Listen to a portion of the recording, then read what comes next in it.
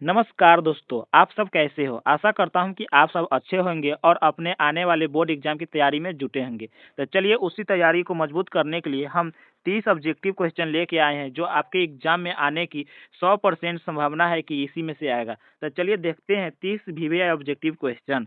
तो दोस्तों video start करने से पहले अगर आपका 30 में से कितना क्वेश्चन सही हो रहा है आप सब कमेंट करके जरूर बताइएगा। और चैनल पे नए हो तो चैनल को सब्सक्राइब और वीडियो को लाइक जरूर करिएगा। तो चलिए देखते हैं एक एक क्वेश्चन को। तो दोस्तों पहला क्वेश्चन है, लेखक सुजाता का जन्म किस वर्ष हुआ? लेखक सुजाता का जन्म किस वर्ष हुआ था, यही आपको बताना है। किस वर्ष हुआ था? तो 1934 में हुआ था। किस वर्ष हुआ था? 1934 में। चलिए अगला क्वेश्चन देखते हैं दोस्तों, जल्दी से बताइए आप सब। श्रीनिवास जी का पूरा नाम क्या था? श्रीनिवास जी का पूरा नाम क्या था, यही आपको बताना है। क्या नाम है? मस्तिष्क बेकेटस यंगर। इसका सही आंसर क्या हो जाएगा? ऑप्शन बी सही आंसर हो जाएगा। चलिए दोस्तों अगला क्वेश्चन है, बताइए बहादुर कैसी कहानी है? आपको बताना है बहादुर कैसी कहानी है। तो बहादुर सामाजिक कहानी है, यानी कि ऑप्शन सी हो जाएगा इसका सही आंसर।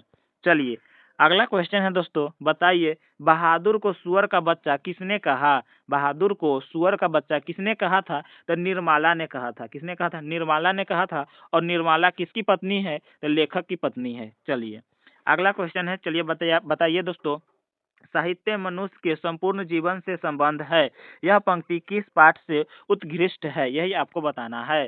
साहित्य मनुष्य के संपूर्ण जीवन से संबंधित है, यह पंक्ति किस पाठ से उत्कृष्ट है, आपको यही बताना है। जल्दी से बताइए। इसका सही आंसर हो जाएगा दोस्तों परंपरा का मूल्यांकन। क्या हो जाएगा? परंपरा का मूल्यांकन से है। चलिए अगला क्वेश्चन है दोस्तों, बताइए अभिन्यू कहाँ स्थित है? अभिन्यू कहाँ स्थित है, यही आपको बताना है। कहाँ स्थित है अभिन्यू? तो दक्षिण फ्रांस में है। कहाँ है? दक्षिण फ्रांस में, यानी कि ऑप्शन डी हो जाएगा दोस्तों इसका सही आंसर। चलिए अगला क्वेश्चन है दोस्तों, बताइए ला शत्रुज क्या है? ला शत्रुज क्या है, यही आपको बताना है। तो इसका सही आंसर हो जाएगा दोस्तों ईसाई मठ है। क्या है? ईसाई मठ है, यानी कि ऑप्शन सी हो जाएगा इसका सही आंसर। चलिए अगला क्वेश्चन है दोस्तों, बताइए राष्ट्रपिता किसे कहा जाता है? राष्ट्रपिता किसे कहा जाता है? तो महात्मा गांधी को कहा जाता है। किसे कहा जाता है? महात्मा गांधी को कहा जाता है। तो इसका सही आंसर हो जाएगा बी हो जाएगा इसका सही आंसर। चलिए बताइए दोस्तों, निम्न में से गांधी जी की पुस्तक कौन सी है? निम्न में से गांधी जी की पुस्तक कौन सी है, यही आपको बताना है। कौन सी पुस्तक है? हिंद स्वराज है। कौन सी है? हिंद स्वराज गांधी जी की पुस्तक है, यानी कि ऑप्शन बी हो जाएगा इसका सही आंसर। चलिए अगला क्वेश्चन है दोस्तों, बताइए रही रास से कवि का क्या अभिप्राय है? आपको यही बताना है। रही रास से कवि का क्या अभिप्राय है? तो संध्या का आरती। क्या है? संध्या का आरती, यानी कि ऑप्शन ए हो जाएगा इसका सही आंसर। चलिए अगला क्वेश्चन है दोस्तों, बताइए किसके बिना संसार में जन्म लेना व्यर्थ है? किसके बिना इस संसार में जन्म लेना व्यर्थ है? राम नाम के बिना। किसके बिना? राम नाम के बिना संसार में जन्म लेना क्या है? व्यर्थ है, यानी कि ऑप्शन ए हो जाएगा इसका सही आंसर। चलिए अगला क्वेश्चन है दोस्तों, बताइए कवि रस खान किस भाषा के कवि है? कवि रस खान किस भाषा के कवि है, यही आपको बताना है। जल्दी से बताइए। इसका सही आंसर हो जाएगा दोस्तों वर्ज भाषा के है। किस भाषा के? वर्ज भाषा का, यानी कि ऑप्शन बी हो जाएगा इसका सही आंसर। चलिए अगला क्वेश्चन है दोस्तों, बताइए यंग इंडिया पत्रिका का संपादन किसने किया? यंग इंडिया पत्रिका का संपादन किसने किया? इसका राइट आंसर हो जाएगा दोस्तों ऑप्शन बी महात्मा गांधी ने किया था। किसने किया था? महात्मा गांधी, यानी कि ऑप्शन बी हो जाएगा इसका सही आंसर। चलिए अगला क्वेश्चन है दोस्तों, बताइए विष के दांत कहानी में मोटर कार किसकी थी? विष के दांत कहानी में मोटर कार किसकी थी, यही आपको बताना है। तो मोटर कार किसकी थी? सेन साहब की। किसकी थी? सेन साहब की मोटर कार थी। और सेन साहब की कितनी पुत्रियां थी? 5 पुत्रियां थी। कितनी थी? 5। चलिए अगला क्वेश्चन है दोस्तों, बताइए विष के दांत कहानी में मदन किसका बेटा था? विष के दांत कहानी में मदन किसका बेटा था, यही आपको बताना है। तो किसका बेटा था? गिरधर लाल का था। किसका? गिरधर लाल का बेटा था, यानी कि ऑप्शन ए हो जाएगा इसका सही आंसर। चलिए अगला क्वेश्चन है दोस्तों, बताइए बताइए दोस्तों तार सपतक का संपादन किसने किया था, यही आपको बताना है। किसने किया था? अज्ञेय ने किया था। किसने किया था? अज्ञेय ने, यानी कि ऑप्शन सी हो जाएगा इसका सही आंसर। चलिए अगला क्वेश्चन है दोस्तों, बताइए दोस्तों, कवित्री अनामिका के अनुसार घरे सा ढुलक जाता है क्या, यही आपको बताना है। इसका सही आंसर हो जाएगा घ हो जाएगा। क्या हो जाएगा? घ, यानी कि इसका राइट आंसर हो जाएगा डी। चलिए अगला क्वेश्चन है दोस्तों। अगला क्वेश्चन है, बताइए भीमराव अंबेडकर की दृष्टि में लोकतंत्र के लिए क्या आवश्यक है, यही आपको बताना है। क्या आवश्यक है, यही आपको बताना है। चलिए इसका आंसर हो जाएगा दोस्तों सी हो जाएगा। क्या हो जाएगा? ऑप्शन सी इसका सही आंसर हो जाएगा। चलिए अगला क्वेश्चन है दोस्तों।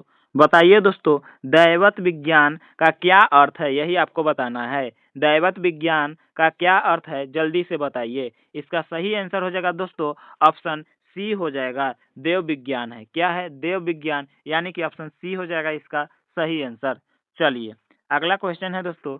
अगला क्वेश्चन है, बताइए प्राचीन काल में नाखूनों को किससे रगड़ कर लाल और चिकना बनाया जाता था, यही आपको बताना है। प्राचीन काल में नाखूनों को किससे रगड़ कर लाल और चिकना बनाया जाता था, आपको यही बताना है।